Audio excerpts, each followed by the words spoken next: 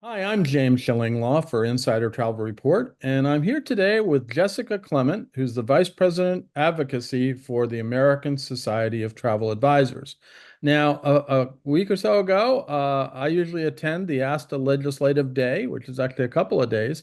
I didn't get a chance to do that this year, so we thought we'd talk with Jessica about exactly what ASTA did when it went to the Hill and what issues are really focusing on this year. It's a great event.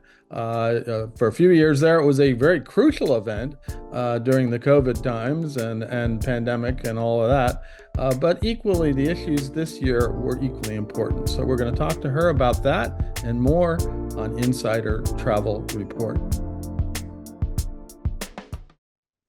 Jessica, first of all, how many ASTA advisors and ASTA suppliers showed up this year for the ASTA Legislative Day, which was September 16th through 18th? Hi, James. Thanks so much for having me. I love talking about ASTA's Legislative Day. It is my favorite event of the year, and I am completely biased in that. So we had about 235 people total between the advisors, the suppliers, and then also our staff, which accompanies our members to the Hill as well. Now, you changed the date this year. Usually you have this in the spring. And so what was the thinking there to move it to September? Yeah, that pesky congressional calendar keeps getting more and more difficult to work around. We can't have our members in DC if their members of Congress are not here. And a few years ago, Congress created and the president signed into law the Juneteenth federal holiday, which was Mhm. typically the week of legislative day. In the even numbered years, which are the election years, it's quite possible that Congress will be back in their home districts and states campaigning. And so I didn't feel comfortable planning Ledge Day the week of a federal holiday if that was going to be the case. It proved to be true as the House was in fact in recess that week this year. So trying to avoid that time frame just because I want to make sure that the ASTA members get the most out of their time in Washington. No, that makes sense. And of course, next year I believe it's in October. We're If I going to just October next year. We're yeah, going it to keeps figure on this moving out. around, but Yep. it's in the fall, so that's good. Now, during these sessions, you all walked up to the Hill and went into the offices of congressmen and senators. How many meetings with those congressmen or congresswomen or their aides took place this time?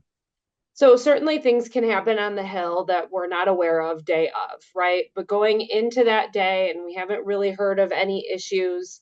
So we had 206, to the best of our knowledge, meetings with members of Congress and their staff. That's great. And again, you can't control what the big issues of the day, what's going to happen. Now let's focus on some of the pieces of legislation, what you were lobbying for. You really focused on a thing called the Flight Fairness Act, or correct me on that, what the name of that act was. Sure, it's the Flight Refund Fairness Act, Refund, the yeah, refund. I should get the big thing. Refund Refund Fairness. is a Refund Fairness Act. And can you explain this legislation and what it seeks to change? And it really actually was trying to adjust something was pretty unjust considering what had happened, right? That's exactly it. As I'm pretty sure you know, and pretty sure we've been talking about for the better part of, I think, over 2 years now, DOT issued a final rule in April of 2024 that stated if a flight is significantly changed or canceled and the consumer can no longer take that flight, that consumer is due a refund within 7 days Mhm. in the case, and it's 20 if it's not a credit card payment. I think for ease of this conversation, given how many of these transactions take place via credit card, I think I don't say 7 or 20. I think it's just easiest to say 7. If the travel agency was the merchant of record on that flight purchase instead of the airline, the travel agency must pay back its client within 7 days. Our members came to us when DOT was debating this rule and said this could be detrimental, particularly for those who do big group travel and they purchase X number of seats on a plane. I heard from one woman who purchases 40 to 50 seats at a time, upwards of six figures, in purchasing that. If that flight gets canceled and that group doesn't go on that trip anymore, that travel advisor doesn't have the capital to pay back those refunds, right? We had hoped that DOT would address this in its second rule on this issue, which came out in August of this year. The FAA reauthorization bill told DOT they had to put out a rule on how the airlines will reimburse merchant of records when the merchant of records is not the airline, when it's a ticket agent. DOT simply said in that August ruling that the funds must be paid to the ticket agent promptly, but did not define what promptly was. Right. So we were hopeful this issue would be addressed with that second rule. We don't feel it was adequately addressed without some sort of timeline on what promptly is. So ASTA went to the Hill and said, hey, we need legislation to address this. This argument found favor with Representative Maria Salazar from the Miami area. So we had a bill introduced just in time the week before legislative day, and our folks spent their time on the Hill advocating for it. What do you think the prospects are that you're going to get that bill passed and that travel advisors, travel agencies won't be responsible for refunding that kind of money, which is actually held by the airlines? It is held by the airlines, and our ticket agent members are fronting that. So the legislation states that if you are a small business as defined by SBA, and 98% of travel agencies are small businesses, you do not have to pay that refund back until the airline reimburses you first. So theoretically, that client's probably getting that money back somewhere more than 7 days, but maybe within 2 weeks, Yeah. right? And I think most consumers are going to understand that. I think most, people who fly understand that that refund doesn't come immediately, right? I think this was a good middle ground um, to addressing this issue. Like everyone else who cares about what goes on in Washington between now and the end of the Congress, which is the end of this year, I would love to see action on my priorities, but Congress isn't going to do much that's not Mm. appropriations. And they gave themselves until December 20th to do those appropriations bills. So, I'm very realistic about the chances of passage by the end of this year, but we've already seen three co-sponsors as a result of ASTA members' hard work on the Hill on September 18th. I think that number will continue to grow, and I think that sets us up really nicely for continuing advocacy in the new Congress in January. And you don't believe this is kind of a partisan issue. This is something a small business issue, right? I do see it as a small business issue. I actually thought it would stay within the jurisdiction of the Small Business Committee. It was one of the reasons we went this way. It does look like it has been referred to the House Transportation and Infrastructure Committee. So we're going to be, working with that committee and our small business friends to see if they'd be willing to, include this in larger packages. I think it's going to get really dicey in Congress after the election, particularly if either of the chambers switch parties. So I'm not terribly optimistic about end of the year action, but I do think it's an easy way to start 2025. Yeah, because I'm aware. Actually, I've talked to some people at the DOT and airline consultants who really think, like Secretary Buttigieg of the DOT understands that this is something that needs to be taken care of when he first announced this. And a good friend of mine, Bill McGee, who's an airline Mhm. who you had at ASTA in Dallas, explaining this, said he thinks that was an oversight or undersight when this was done, and now we have to get back and make that change.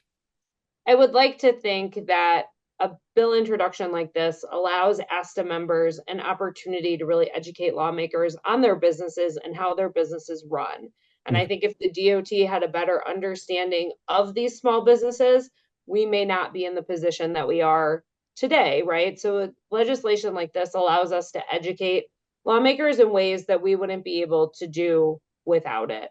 So I'm hopeful that moving forward, DOT will hear the voices of these small business owners, which dovetails very nicely into the second issue our members took to the Hill on Yeah. September Yeah. 18th.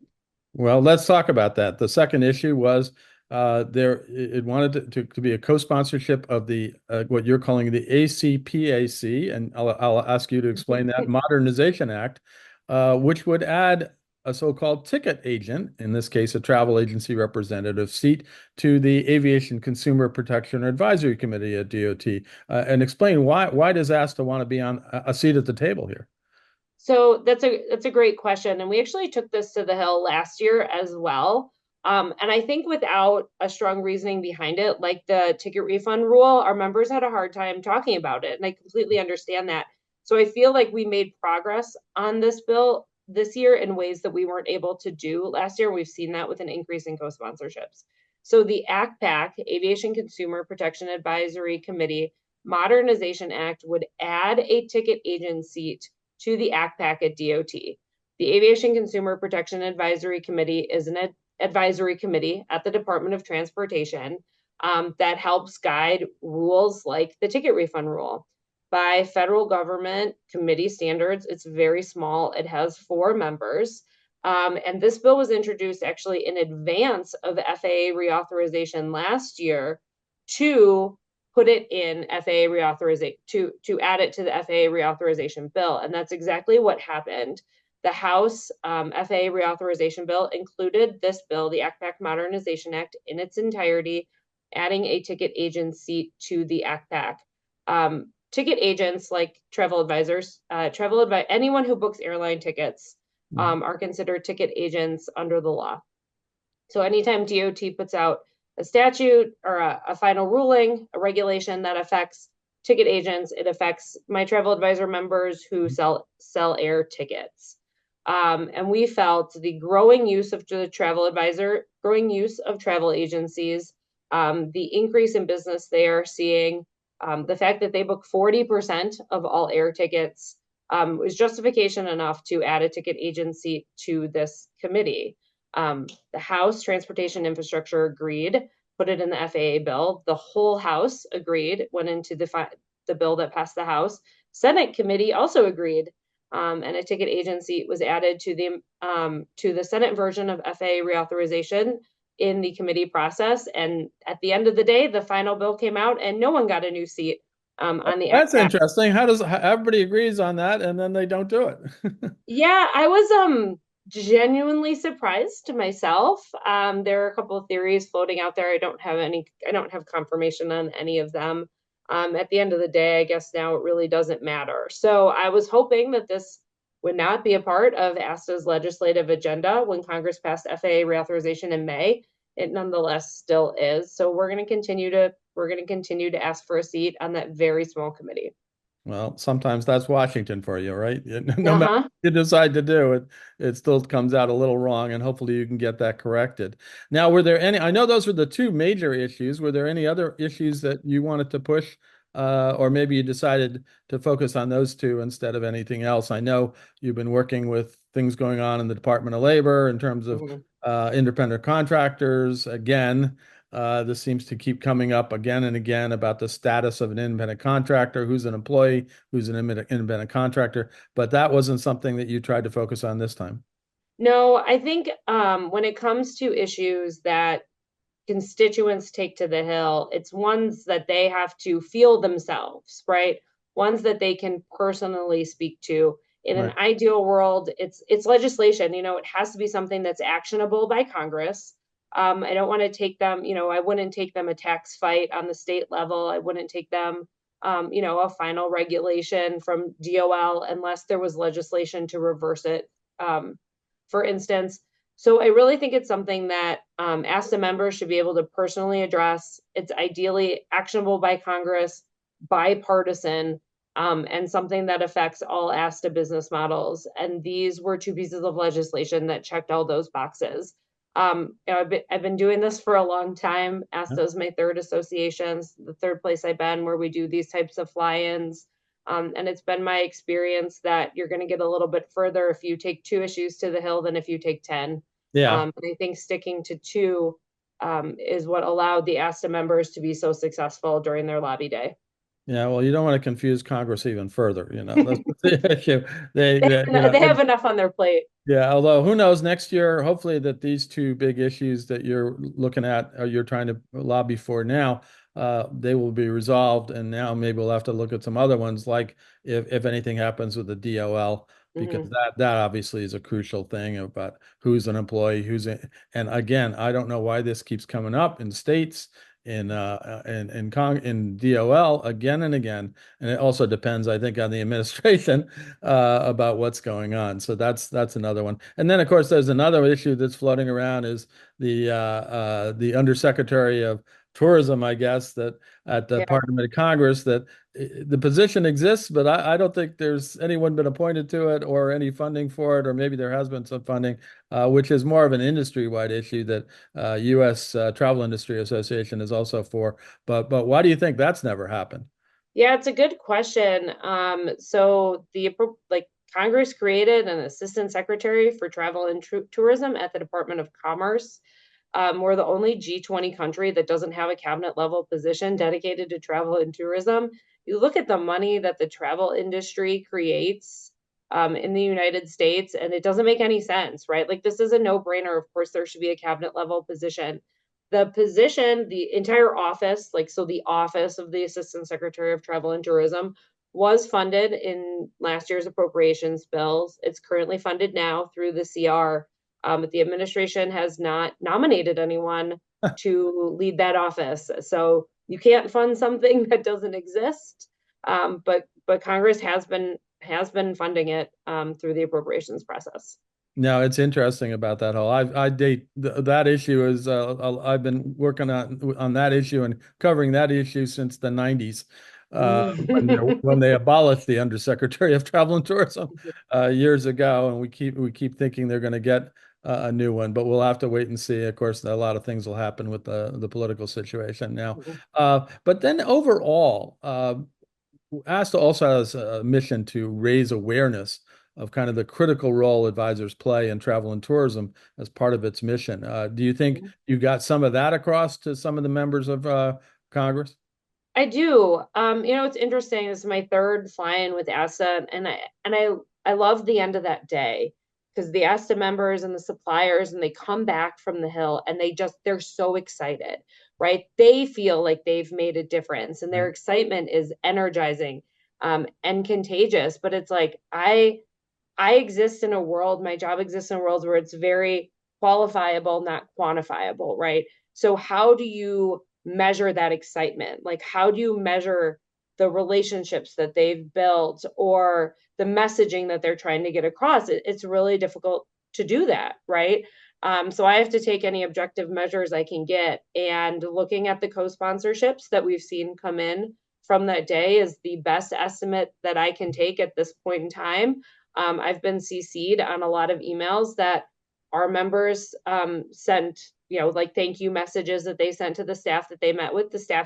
Several staff have come back with more questions that I've been able to answer for them. That indicates to me that their message is resonating, that they want to learn more about the travel advisor community, what they do and the role they play in the greater travel ecosphere. I think as best as I can answer that question by quantifiable measures, I think absolutely that message is resonating on the Hill in ways it maybe hasn't in the past. That's great. And I know over the past few years, especially largely due to all of you at ASTA, ASTA has been much more of a force on in Washington and even in the States, obviously, Mm-hmm. than it had been in the past. For whatever reason, people forgot travel advisors existed in some cases. I think they know. You ask a congressman today who maybe have a problem with the travel an Mm-hmm. airline, they know what travel advisors are. That's for sure. So it's due to your efforts that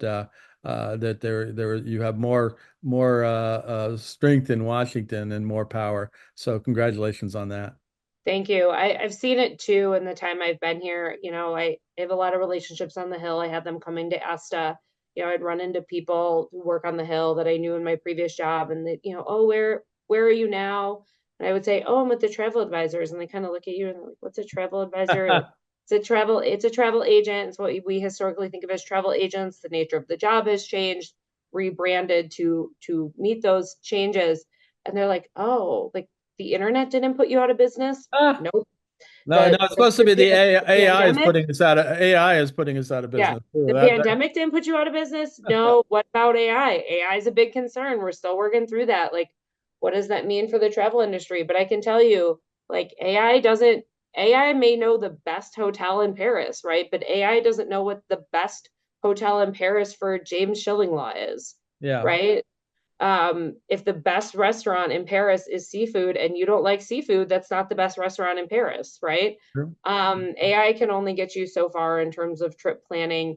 And I think when AI gets it wrong, and it will, we're going to see people are going to experience firsthand the value of a travel advisor. Well, that's one of the things I think both the profession is more popular now today than it ever was, which is great, because I Mhm. mean, I come from a day where everybody said travel advisors were going away. Nobody wanted to become a travel advisor. Now we can't find good travel advisors there, which Can't is hire an them fast enough.